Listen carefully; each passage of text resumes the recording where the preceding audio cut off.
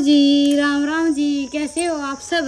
आशा करती हूँ आप सब अच्छे होंगे। तो जी आप सबका स्वागत है एक और नए व्लॉग में।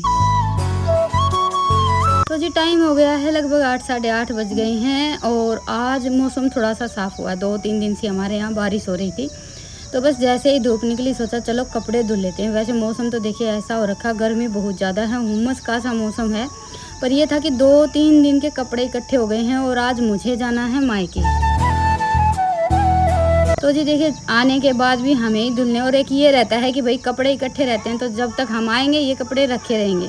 तो सोचा कि थोड़ा सा लेट चले जाएंगे, अपना ये जो 1-2 काम है ना वो निपटा लेते हैं। तो बस आज सुबह उठते ही सबसे पहले तो कपड़े धुलने का ही काम निपटाया है और उसके बाद फिर नहा धोकर अभी मैं लग गई हूँ खाना बनाने की तैयारी में।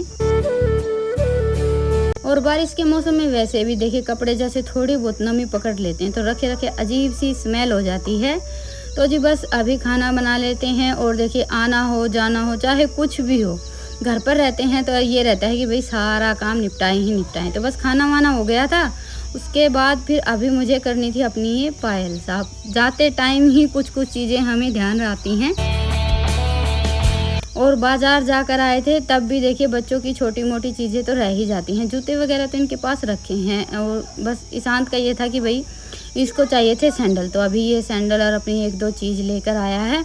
और मैंने ये पायल है ना थोड़ा सा सरफ और शैम्पू डालकर भिगोकर छोड़ दी थी, जल्दी साफ़ हो जाती हैं और बड़े ही अच्छे से। मैं तो ऐसे ही साफ़ करती हूँ हमेशा। तो बस अपनी सारी तैयारी करने के बाद फिर बैग वगैरह तो जैसे कल शाम को ही पैक कर लिया था मैंने, कपड़े वगैरह सब। तो नहा धोकर फिर साड़ी पहनी, बच्चे तो पहले से ही तैयार थे क्योंकि इनको तो नानी के घर जाने की जल्दी थी। बस मेरा ये था कि काम निपटने में नहीं आ रहा है। तो चलिए अभी चलते हैं।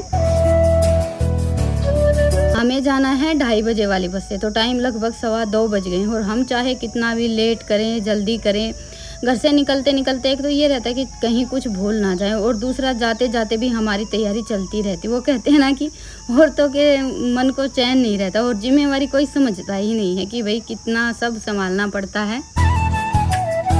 ये तो है नहीं कि भाई मुंह उठाया और घर को छोड़कर चल दिए, सब कुछ देखना पड़ता, तब कहीं जाकर हमारा घर से निकलना होता है।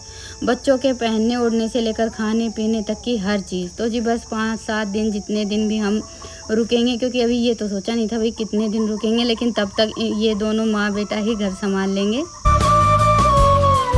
क्योंकि देखिए घर के काम के चलते मेरा इतनी जल्दी से जाना हो ही नहीं पाता। सबसे बड़ी परेशानी तो ये हो जाती कि भाई रोटियां बनाने में ये है कि भाई माँ से तो बनती नहीं है। वैसे हमारे यहाँ हमेशा का यही है कि जब भी मैं मायके जाती हूँ तो रोटियां हमेशा रितिका के ताऊ के यहाँ से बनकर आती हैं।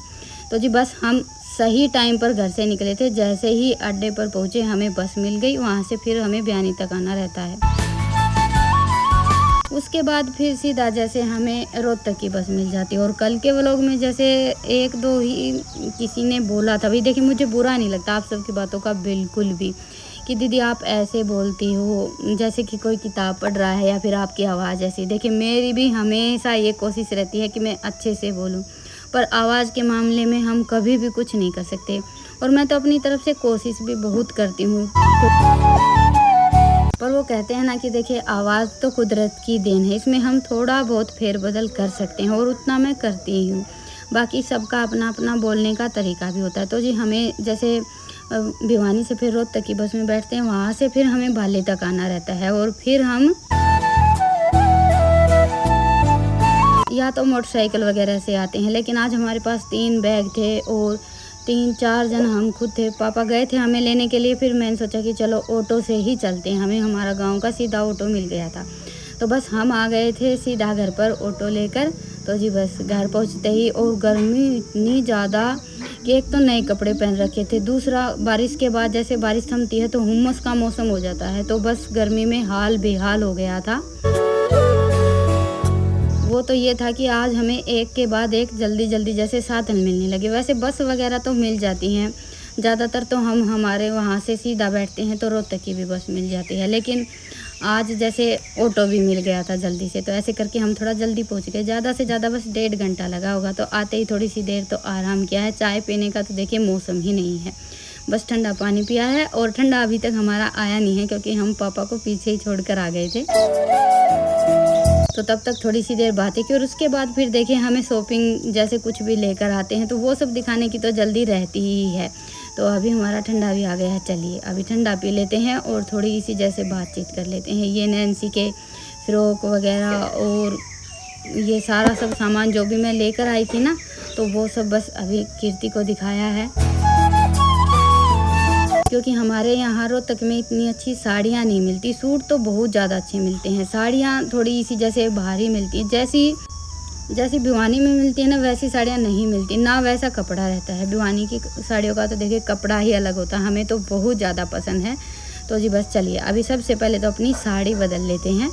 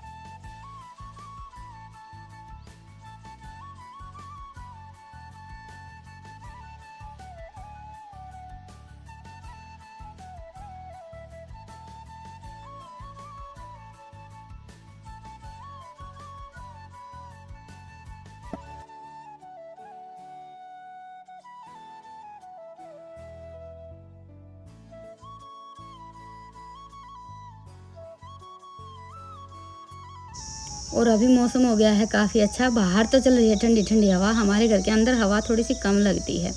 तो चलिए अभी सब मिलजुल कर झटपट से अपना जो शाम का काम है वो निपटा लेते हैं, खाना वाना बना लेते हैं। सिंपल सी आलू शिमला मिर्च की सब्ज़ी बनाई थी और साथ में बनाएंगे अपनी रोटियां, और कुछ भी नहीं बनाया था आज। फ़िलहाल तो ये था कि भाई बस जल्दी जल्दी अपना काम समेट कर फिर बाहर चलेंगे टहलने के लिए।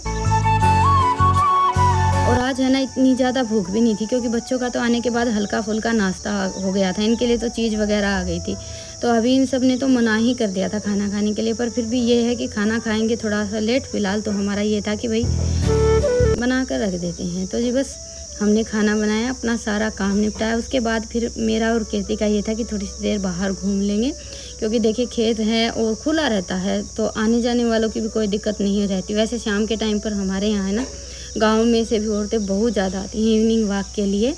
लेकिन अभी बाहर मौसम हो गया है बारिश का सा, बहुत तेज़ की हवा चल पड़ी है। पहले तो आंधी आई थी, उसके बाद फिर बारिश शुरू हो गई थी। बस हमारा काम निपटा था, इतनी देर में ही तूफान ने दस्तक देती थी। पहले तो काफ़ी तेज़ की आंधी हुई है। हमारे आंगन में जामुन का पेड़ है, अभी इतने अच्छे से जामुन पके नहीं हैं, लगे हुए काफ़ी सारे हैं।